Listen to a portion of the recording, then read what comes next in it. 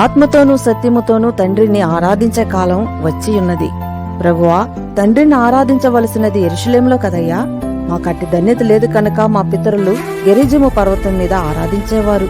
అమ్మా, మానవుల హస్తములతో కట్టే ఆలయాలు ఒకనాటికి ఉండొచ్చు, ఉండకపోవచ్చు. తండ్రి వీటికి ప్రాధాన్యత ఇవ్వడు, కాని తనను యథార్థముగా ఆరాధించే వారిని ఇష్టపడతాడు, ఆత్మతో సత్యముతో ఆరాధించే వారిని ఇష్టపడతాడు. అంతేకాని అద్భుతమైన ఆలయాలను కాదు.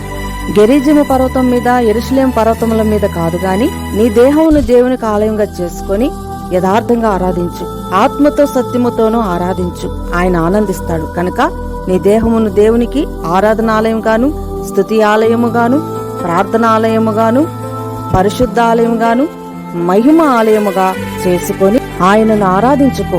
మునుముందు అటువంటి కాలం వస్తుందని యేసు ప్రభు సమరయ స్త్రీకి చెబుతాడు. నిజమే కదా, ఇప్పటికే అట్టి కాలము వచ్చేసింది.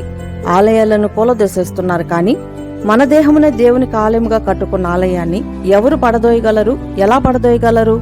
నీవు కూడా దేవునిని మనసారా ఆరాధించుకోవాలని ఆశిస్తే నీ దేహమునే ఆలయముగా చేసుకుని మనసారా ఆరాధించుకో. ప్రార్థన: తండ్రి, నిన్న ఆత్మతోనూ సత్యముతో మనసారా ఆరాధించే ఆలయాలుగా ఉండే అర్హతను మాకు దయచేయమని యేసుక్రీస్తు నామమున వేడుతున్నాం తండ్రి. ఆమేన్. Download ShareChat.